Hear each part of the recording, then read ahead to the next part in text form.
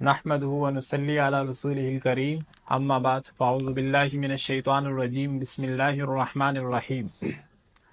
الحمدللہ رحمان اکیڈمی کے زیر اہتمام نماز تراویح کے بعد مختصر درس قرآن کا سلسلہ جاری ہے، اور آج تیسرا پارہ ہے۔ اس پارے کے شروع میں اللہ تعالیٰ فرماتے ہیں تلک الرسل فضلنا بعضهم علی بعض، کہ ہم نے بعض انبیاء کو بعض پر فضیلت دی۔ دیکھیں، امت سے نبی افضل ہوتا ہے، امت سے نبی افضل ہوتا ہے، اور پھر انبیاء کے اندر اللہ تعالیٰ نے مختلف اعتبار سے ایک کو دوسرے پر فضیلت دی، علم کے اعتبار سے، کسی کو خوبصورتی کے اعتبار سے، قیادت کے اعتبار سے، آواز کے اعتبار سے، لیکن رسول اللہ صلی اللہ علیہ وسلم کو اللہ تعالیٰ نے سب سے افضل، سب سے اعلیٰ اور خاتم النبیین بنایا۔ لیکن ایک بات یہ بھی یاد رہے کہ انبیاء کے درمیان تقابل کرنا یہ درست نہیں ہے۔ اس کے بعد آیت الکرسی ہے، یہ قرآن کی جامع آیت ہے، اسے حفاظت کے لیے بھی پڑھنا چاہیے۔ اس کے بعد حضرت ابراہیم علیہ السلام اور نمرود کے درمیان ایک مناظرہ ہے۔ حضرت ابراہیم علیہ السلام نے کہا کہ میرا رب وہ ہے جو زندہ کرتا ہے اور مارتا ہے، تو جواب میں نمرود نے کہا کہ میں بھی زندہ کرتا ہوں، میں بھی مارتا ہوں۔ پھر اس نے ایک ایسا شخص عدالت کے اندر جس کو سزائے موت ہو چکی تھی اسے آزاد کر دیا، اور ایک بے گناہ شخص کو سولی پہ چڑھا دیا۔ اور پھر حضرت ابراہیم علیہ السلام نے فرمایا میرا رب تو مشرق سے سورج کو طلوع کرتا ہے اور مغرب میں غروب کرتا ہے، اگر تو خدا ہے، تیرے پاس طاقت ہے، تو اس کے برعکس کر، یعنی کہ مغرب سے سورج کو طلوع کر اور مشرق میں غروب کر۔ تو اس پر وہ دنگ رہ گیا۔ اس کے بعد حضرت عزیر علیہ السلام کا واقعہ ہے، اکلذی مر علی قریۃ وہی خاویۃ علی عروشہا، ایک تباہ شدہ بستی سے گزر ہوتا ہے، ان کے ذہن میں خیال آتا ہے کہ کیسے یہ لوگ دوبارہ آباد ہوں گے، تو اللہ تعالیٰ نے ان کو وہی سلا دیا۔ فاماتہ اللہ 100 عام ثم بعث، 100 سال سلانے کے بعد جب اللہ تعالیٰ نے ان کو دوبارہ جگایا تو پوچھا کہ کتنا عرصہ آپ یہاں سوئے رہے، تو انہوں نے کہا یومن او بعض یوم، ایک دن یا اس سے زیادہ۔ تو اللہ تعالیٰ نے فرمایا کہ 100 سال ہو چکے ہیں، اور ان کے ساتھ گدھا بھی تھا اور اس کو بھی دوبارہ زندہ کیا گیا۔ اس کے بعد حضرت ابراہیم علیہ السلام کا واقعہ ہے۔ حضرت ابراہیم علیہ السلام نے بھی یہی سوال کیا کہ اللہ میں دیکھنا چاہتا ہوں، ارینی کیف تحیی الموتیٰ، یعنی کہ آپ مردوں کو کیسے زندہ کریں گے۔ تو اللہ تعالیٰ نے فرمایا کہ قال ولم تؤمن، کیا آپ کو ایمان نہیں ہے؟ اچھا، حضرت ابراہیم علیہ السلام نے اس طور پہ نہیں پوچھا کہ ان کو یقین نہیں تھا، تو اللہ تعالیٰ، انہوں نے کہا بالکل ہے، تو اللہ تعالیٰ نے ان کو کہا کہ آپ 4 پرندے لے لیجئے، ان کو ذبح کریں، مختلف اطراف میں ان کو پھینک دیں، اور پھر وہ دوبارہ آپ کی طرف زندہ ہو کر آئیں گے۔ سورہ بقرہ کے اندر اللہ تعالیٰ نے 5 مقام پر موت کے بعد اٹھائے جانے کو بیان کیا ہے، اور اس کی مثالیں بھی پیش کی ہیں۔ سب سے شروع میں جو سورہ بقرہ نام جس وجہ سے ہے، وہ ایک واقعہ تھا بنی اسرائیل کی گائے کا، تو وہاں بھی اللہ تعالیٰ نے موت کے بعد اٹھائے جانے کو بیان کیا۔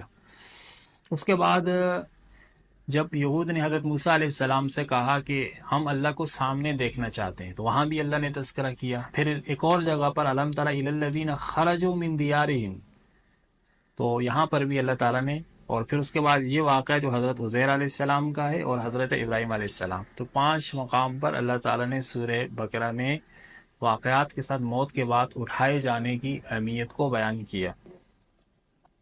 اس کے بعد انفاق فی سبیل اللہ، اللہ تعالیٰ کے راستے میں مال خرچ کرنے کو بیان کیا ہے۔ اللہ تعالیٰ فرماتے ہیں مثل الذین ينفقون اموالهم فی سبیل اللہ کمثل حبۃ انبتت 7 سنابل فی کل سنبلۃ 100 حبۃ، کہ جو شخص اللہ تعالیٰ کے راستے میں خرچ کرتے ہیں، اللہ تعالیٰ ان کے مال چال کو اتنا بڑھا دیتے ہیں۔ اس کی مثال دی ہے جیسے ایک کھیت کے اندر کسان بیج بوتا ہے، پھر اس سے پودا نکلتا ہے، اس سے 7 بالیاں نکلتی ہیں، پھر ہر بالی جو خوشہ اس کے ساتھ دانے لگتے ہیں 700، تو ایسے اللہ تعالیٰ اپنے راستے میں خرچ کرنے والے کے مال کو بڑھا چڑھا کر ثواب عطا فرماتے ہیں۔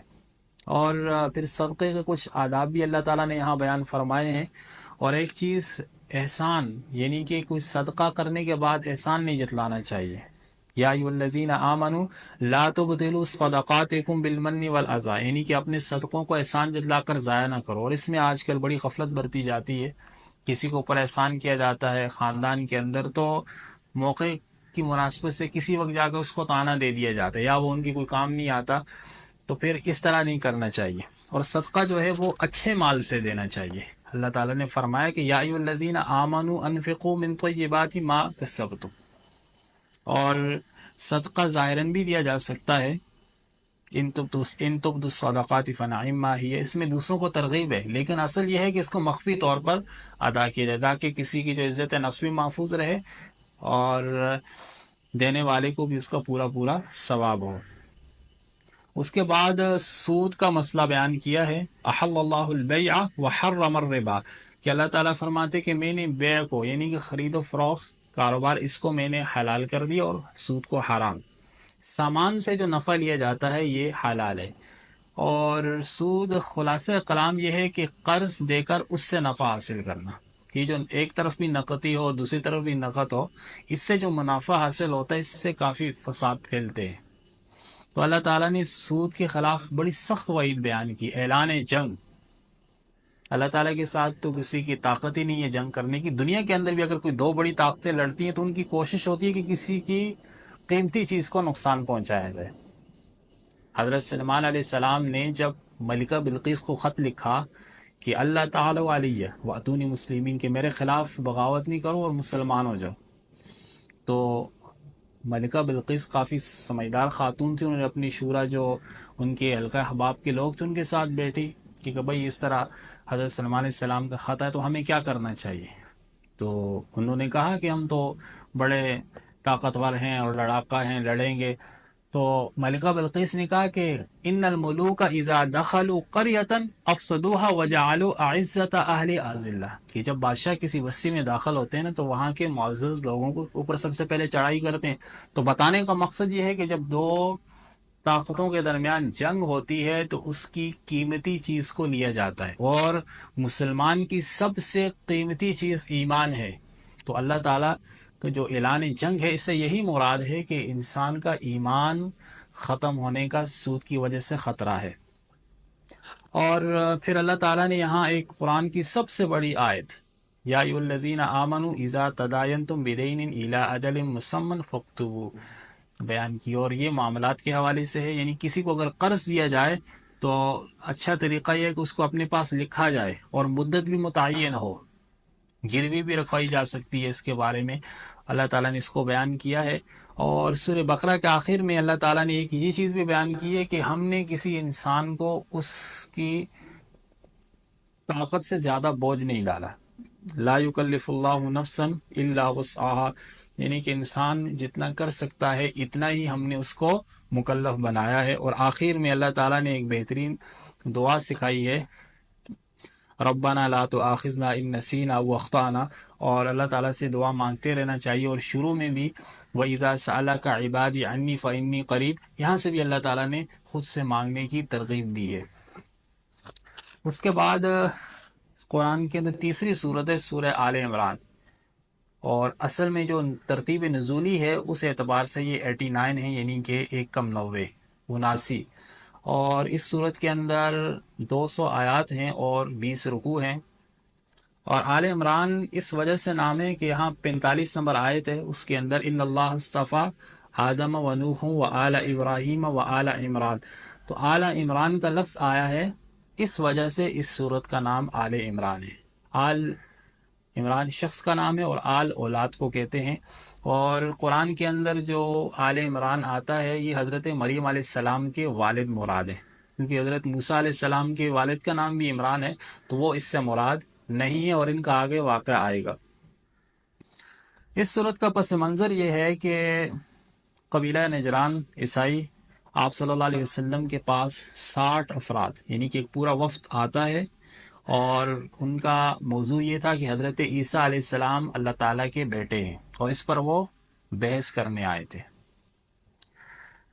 دیکھیں اسلام کے اندر مناظرہ جائز ہے، جس طرح دین کے باقی شعبے ہیں، امامت ہے، خطابت ہے، تدریس ہے، تعلیف ہے، اسی طرح ایک مناظرہ بھی ہے. یہ بھی باقاعدہ مستقل شعبہ ہے، جائز ہے اور عبادت ہے. جیسے کہ حضرت ابراہیم علیہ السلام شروع میں ذکر ہوا ہے کہ نمرود کے ساتھ انہوں نے مناظرہ کیا، کیونکہ ہر دور کے اندر باطل فرقے اور اسلام کے لبادے میں بھی کچھ لوگ ایسے ہوتے ہیں جو اعتراض کرتے ہیں اور اس طرح کی گفتگو کرتے ہیں. اب ان کو ان کے انداز میں جواب دینے کے لیے ایک جماعت ہونی چاہیے. خیر اس صورت کا پس منظر یہ ہے کہ آپ صلی اللہ علیہ وسلم کے پاس عیسائیوں کا وفد آتا ہے اور انہوں نے کہا کہ حضرت عیسیٰ علیہ السلام اللہ کے بیٹے ہیں. اور سب سے پہلے کہنے لگے کہ ہم تو شاعری میں بھی بہت آگے ہیں. تو اللہ تعالیٰ کے نبی نے حضرت حسان بن ثابت رضی اللہ تعالیٰ عنہ کو فرمایا کہ ان کو کھڑے ہو کر شعر کا جواب دو. تو انہوں نے بہترین انداز سے جواب دیا اور وہ خاموش ہو گئے. پھر انہوں نے کہا ہم تو خطابت میں بھی بہت آگے ہیں. پھر آپ صلی اللہ علیہ وسلم نے ثابت بن قیس رضی اللہ تعالیٰ عنہ کو کھڑا کیا اور انہوں نے ان کو دکھایا کہ خطابت کسے کہتے ہیں. اور جب دلائل کی باری آئی تو رسول اللہ صلی اللہ علیہ وسلم نے خود دلائل دیے اور اس پر وہ جواب نہ دے سکے. اور یہاں ایک اور بہت عام اللہ تعالیٰ نے ایک حکم بیان کیا ہے والذی انزل علیک الکتاب منہ آیات محکمات ہن ام الکتاب وأخر متشابہات، کہ ہم نے کتاب کی اس کے اندر دو طرح کے احکام ہیں، ایک واضح محکم اور دوسرے غیر واضح متشابہات. تو جو واضح احکام ہیں وہ اصل کتاب ہے، جو غیر متشابہ ہیں اس کے اندر نہیں پڑھنا چاہیے. اس کا جو معنی ہے اللہ تعالیٰ جانتے ہیں اور اسی کے اوپر ایمان لانا چاہیے.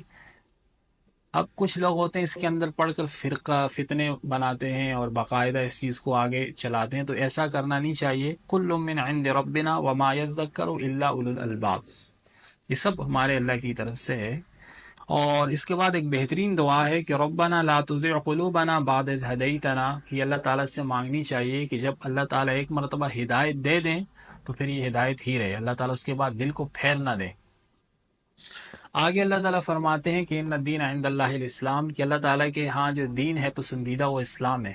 اس سے پہلے جو انبیاء آئے ان کو اللہ تعالیٰ نے جو شریعت دی وہ سب حق پر تھی، لیکن اسلام آنے کے بعد تمام جو ہیں دین وہ منسوخ ہو چکے ہیں.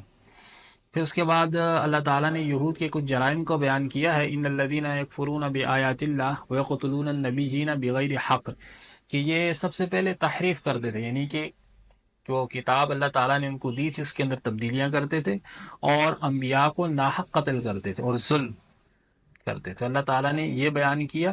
اور اس کے بعد کفار کے ساتھ تعلقات کیسے ہونے چاہیے، لا يتخذ المؤمنون الکافرین اولیاء من دون المؤمنین. اس میں پہلی چیز ہے موالات. موالات کہتے ہیں کہ قلبی تعلق، جگری یاری، یہ مشرکین کے ساتھ کفار کے ساتھ جائز نہیں ہے. ایک ہوتا ہے مدارات، رکھ رکھاؤ، لین دین، اس میں گنجائش ہے.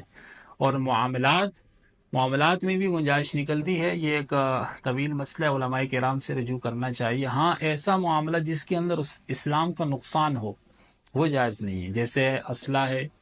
اب اسلحہ اگر آپ ان کے اوپر بیچیں گے وہ اس میں خدشہ ہے کہ مسلمانوں کے خلاف ہی اس کو استعمال کر دیں، تو اس طرح کی چیزوں سے بچنا چاہیے. اس کے بعد اللہ و تبارک و تعالیٰ نے یہاں 3 واقعات کو بیان کیا ہے. سب سے پہلا واقعہ حضرت مریم علیہ السلام کی والدہ کا ہے. انہوں نے اللہ تعالیٰ سے اولاد مانگی، ان کی اولاد نہیں ہو رہی تھی. انہوں نے کہا یا اللہ اگر تو مجھے بیٹا دے گا تو میں اس کو تیری منت مانگتی ہوں کہ میں اس کو تیرے لیے کیا کر دوں گی، قربان کر دوں گی، خدمت کے لیے، دین کی خدمت کے لیے. اذ قالت امرأة عمران رب انی نذرت لك ما فی بطنی محررا فتقبل منی. پھر ایسا ہوا کہ ان کا بیٹا تو نہیں ہوا تو بیٹی ہوئی اور اس کا نام مریم علیہ السلام رکھا. تو انہوں نے ان کو اللہ کے لیے قربان کر دیا. قربان جان سے نہیں کیا بلکہ جو منت تھی وہ بیت المقدس کے لیے وقف کر دیا. اور اس وقت وہ بیت المقدس کے امام تھے اور اس وقت کے سب سے زیادہ نیک انسان حضرت زکریہ علیہ السلام، اور ان کے خالو بھی تھے، تو ان کی وہ زیر تربیت رہنے لگی. اب دوسرا واقعہ یہ ہے کہ ایک دن حضرت زکریہ علیہ السلام جب اپنے حجرے محراب میں داخل ہوئے تو انہوں نے دیکھا کہ مریم علیہ السلام کے سامنے ایسے پھل ہیں جو اس موسم کے نہیں ہیں، یہ ان کی کرامت تھی. تو انہوں نے وہی دعا کی کہ یا اللہ جب تو مریم کو بے موسم پھل دے سکتا ہے تو مجھے اولاد کیوں نہیں دے سکتا، حالانکہ ان کی عمر کافی ہو چکی تھی. تو اللہ تعالیٰ نے ان کی دعا کو قبول کیا اور حضرت یحییٰ علیہ السلام کو پیدا کیا. اور ان کی کچھ یہاں صفات بھی بیان ہیں. یہاں یہ چیز بھی دیکھنی چاہیے کہ حضرت مریم علیہ السلام اللہ تعالیٰ کی ولیہ ہیں اور یہ ان کی کرامت تھی. تو ولی کی کرامت کو دیکھ کر اللہ سے مانگنا چاہیے، ولی کی کرامت کو دیکھ کر اللہ سے مانگنا چاہیے، جیسے کہ حضرت زکریا علیہ السلام نے کیا. ولی کی کرامت دیکھ کر ولی سے مانگنا یہ شرک ہے. اور آج کل تو کچھ لوگ ولی بھی نہیں ہوتے اور لوگ بعض علاقوں میں ان کے پیچھے پڑے رہتے ہیں، تو مانگنا صرف اللہ سے چاہیے۔ اس کے بعد جو تیسرا واقعہ ہے حضرت عیسیٰ علیہ السلام کی پیدائش ہے، اصل تفصیل کے ساتھ تو یہ سورہ مریم 16